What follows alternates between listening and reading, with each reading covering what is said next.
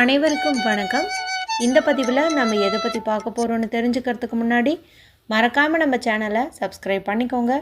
கூடவே பெல் பட்டனையும் கிளிக் பண்ணிவிட்டு ஆளுங்கிற ஆப்ஷன் கொடுத்துட்டிங்கன்னா நான் போடுற வீடியோக்கள் எல்லாமே மிஸ் ஆகாமல் நோட்டிஃபிகேஷனில் வந்துடும்.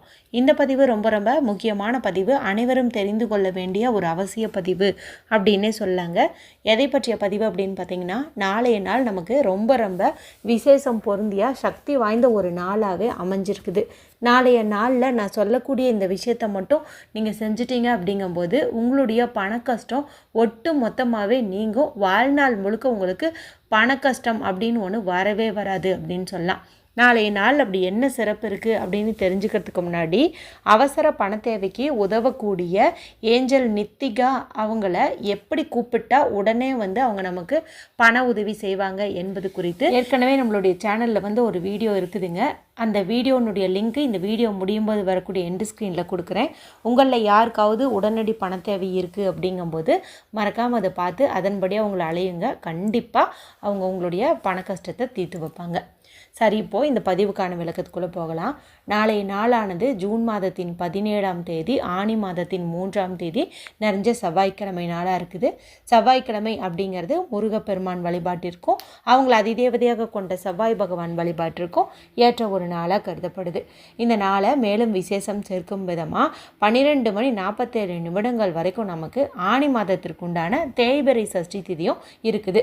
செவ்வாய்க்கிழமைனாவே விசேஷம். இதில் சஷ்டி திதியும் இந்த செவ்வாய்க்கிழமை நாள்லேயே வந்திருக்கிறதுனால இது கூடுதல் சிறப்பு பெறுது.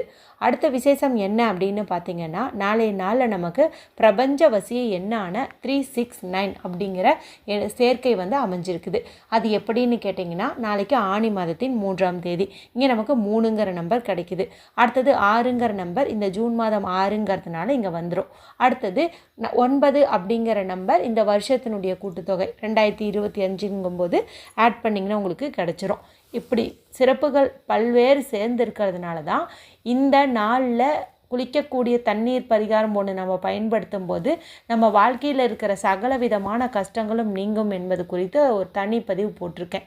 இது வரைக்கும் பார்க்காம இருந்தீங்கன்னா மறக்காமல் அந்த குளியல் முறையை நாளைக்கு எப்போ நீங்கள் வீடியோ பார்த்தாலும் அவசியம் பயன்படுத்துங்க. லேட்டாக பார்த்தீங்கன்னா அதுபோல் தண்ணீர் ரெடி பண்ணிட்டு முகம் கை காலையாவது கழுவிக்கோங்க. அற்புதமான மாற்றங்கள் உங்கள் வாழ்க்கையில் ஏற்படும். சரி, இப்போது இந்த பதிவுக்கான விளக்கத்துக்குள்ளே போகலாம்.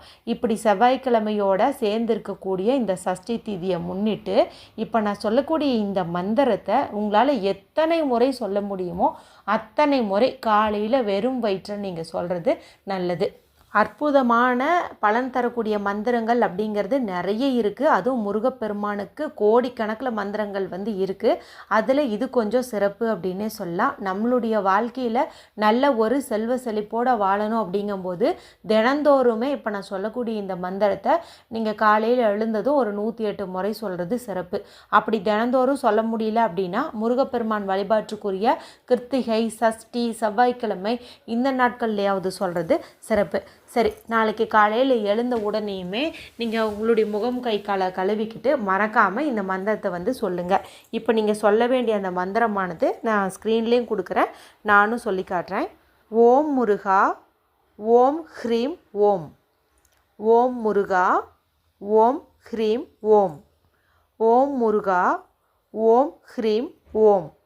இதில் முருகா அப்படிங்கிறதே பார்த்திங்கன்னா லட்சோப மந்திரங்கள் உச்சரித்ததுக்கு சமம். இதில் நமக்கு இந்த ஓம் முருகா ஓம் ஹ்ரீம் ஓம் அப்படின்னு சொல்லும்போது நல்ல ஒரு செல்வ செழிப்பை ஏற்படுத்தி தருவதற்குண்டான சேர்க்கையும் சேருது. அதனால் அவசியம் நீங்கள் இதை சொல்லுங்கள். ஒருவேளை வீடியோ லேட்டாக தான் பார்த்தீங்க, அதாவது தூங்கி எழுந்துட்டு நான் சாப்பிட்ட பிறகு தான் இந்த வீடியோ பார்த்தேன் அப்படிங்கும்போது நீங்கள் அசைவம் சாப்பிடலை அப்படிங்கும்போது எப்போ வேணாலும் நீங்கள் இந்த மந்திரத்தை சொல்லலாம். அசைவம் சாப்பிட்ருந்தால் மட்டும் நீங்கள் இந்த மந்திரத்தை சொல்ல வேண்டாம். அதே போல் பீரியட்ஸ் டைமில் சொல்லாமான்னு கேட்டிங்கன்னா பீரியட்ஸ் டைமில் நீங்கள் சொல்லுங்கள். நீங்கள் விளக்கேற்றி வச்சு வழிபாடு செய்ய வேண்டாம்.